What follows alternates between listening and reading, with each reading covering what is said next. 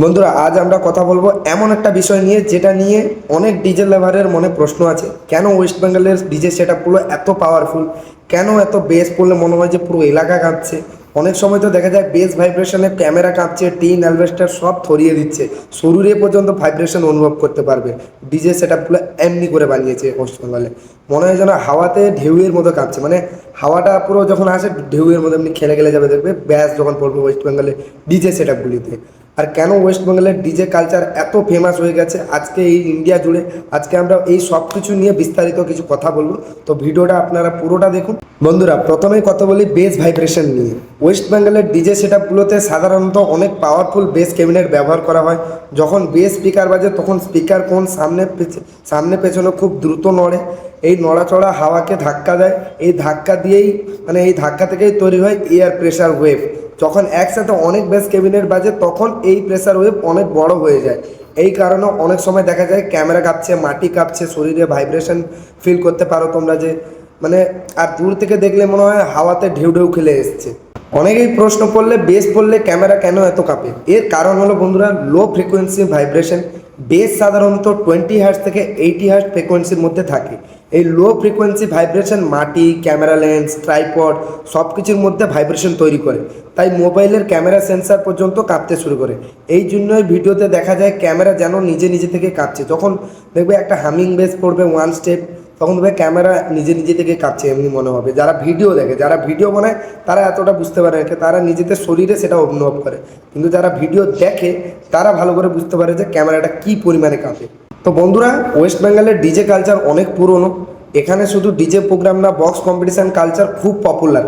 এই কম্পিটিশানগুলোতে DJ set আপগুলো চেষ্টা করে কে বেশি পাওয়ারফুল সাউন্ড দিতে পারে। যখন তোমরা দেখো চাপাতলা বক্স কম্পিটিশান দেখো, ওইখানে কী হয়, অনেকগুলো সেট আপ আছে, নিজেদের মধ্যে একদম ফুল বেস ভাইব্রেশন বাজায়, ফুল সাউন্ডে বাজায়। তখন কি ওরা ওখানে নিজেদের সেট আপটিকে পপুলার করার চেষ্টা করে, কারণ তুমি যত ভালো বাজাবে তোমার ভাড়া তত আসবে। ঠিক আছে, তো এই কম্পিটিশান কালচারের জন্য অনেক সেট আপ চেষ্টা করে নতুন ক্যাবিনেট ডিজাইন করা, স্ট্রং অ্যাম্পলিফায়ার নিয়ে আসা, বেটার টিউনিংয়ে বাজানো, সবসময় সাউন্ডটাকে ইমপ্রুভ করার চেষ্টা করে। ওয়েস্ট বেঙ্গল ডিজে কালচারের আরও একটা বড় শক্তি হলো ডিজে মিক্সিং। এখানে অনেক বড় বড় ডিজে মিক্সাররা আছে যারা humming song, competition mix song, running base mix song সব কিছু বানায়। এই ধরনের গান বানায় তোমরা জানো, যেমন করে আমাদের DJ BM remix, Sushovan remix, RX, MX, SK, তারপরে এই যে নতুন আফজাল, ডিজে রাম রিমিক্স, এরা সবাই আমাদের ওয়েস্ট বেঙ্গল থেকে বিলং করে।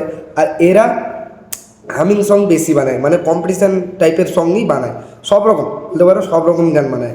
এই গানগুলোকে এমনভাবে তৈরি করা হয় যাতে বেস ভাইব্রেশন বেশি হয়, পাবলিক নাচতেও যেন পারে, কম্পিটিশানের সাউন্ড পাওয়ারফুল যেন লাগে।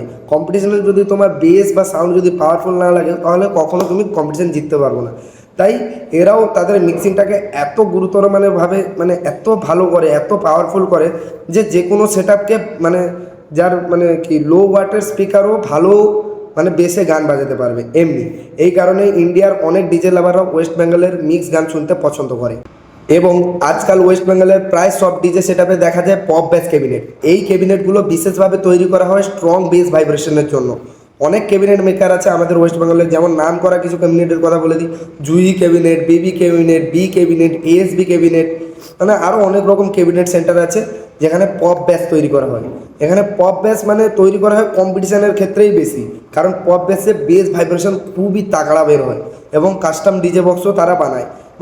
এই ক্যাবিনেটগুলো অনেক সময় ডিজে সাউন্ডের আসল শক্তি হয়ে দাঁড়ায়। কারণ আগে যেসব ক্যাবিনেট ছিল সবার কার্ভ ক্যাবিনেট, RCF ক্যাবিনেট, এবং সেখানে কি হতো, যার বেশি স্পিকার বা যার বেশি বক্স থাকতো তো সে বেশি জিতার তার বেশি চান্স থাকতো। কিন্তু এখন কি, পপ বেস এমন একটা ক্যাবিনেট যেখানে তুমি লো ওয়াটেজের স্পিকারও যদি লাগাও বা হাই ওয়াটেজের যদি স্পিকার লাগাও, তুমি যেমন স্পিকার লাগাবে তার রেজাল্ট আরও 3 গুণ হয়ে আসবে। আর এই ক্যাবিনেট মেকারগুলোকে ধন্যবাদ বলবো যে যারা এত ভালো ভালো নতুন নতুন ক্যাবিনেট বের করেছেন, নতুন নতুন ডিজাইনের horn cabinet, mid cabinet, base cabinet. তো তাদেরকে অনেক অনেক ধন্যবাদ। এবং তারা তাদের সমস্ত রকম চেষ্টা করে আমাদের ওয়েস্ট বেঙ্গলের যত ডিজে সেট আপ আছে সব সেট আপ যেন ভালো বাজে। এবং তারা ডিজে সাউন্ডকে আরও পাওয়ারফুল করে তোলে এইসব ক্যাবিনেট বানিয়ে।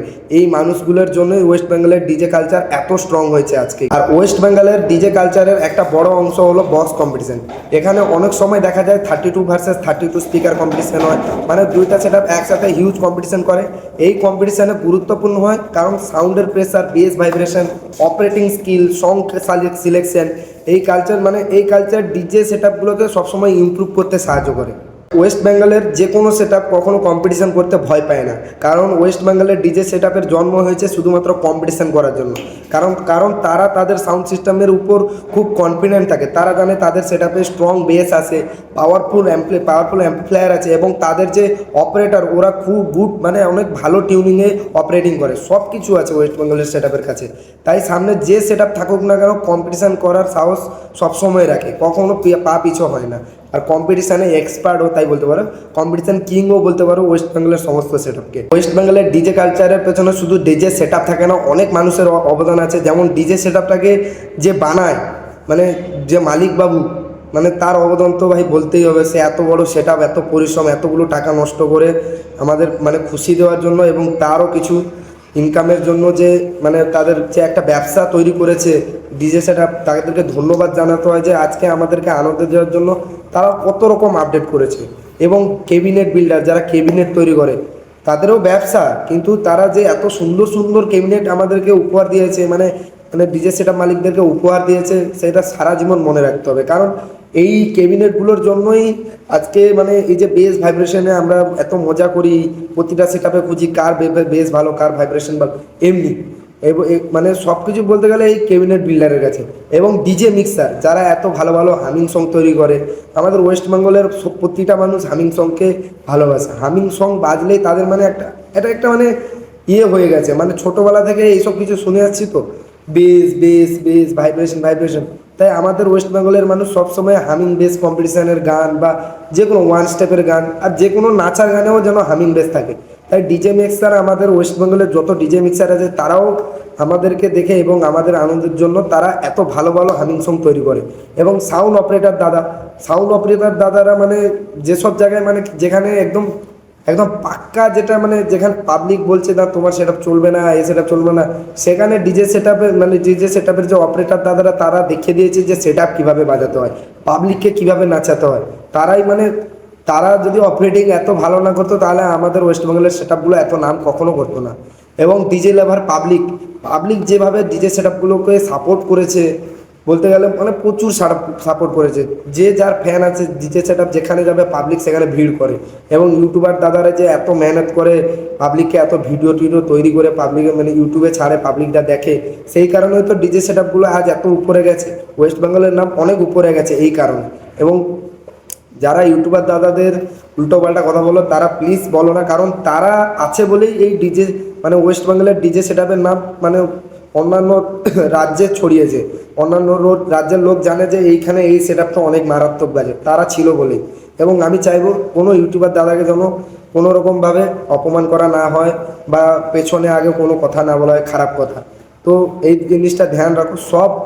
মানে সব সেট আপের ফ্যান্সদেরকে বলবো তোমরা প্রতিটা সেট আপকে সাপোর্ট করো, এবং যে ভালো বাজবে তাকেও সাপোর্ট করো, যে খারাপ বাজবে তাকেও সাপোর্ট করো, এবং নিজের যার তুমি ফ্যান তাকেও সাপোর্ট করো।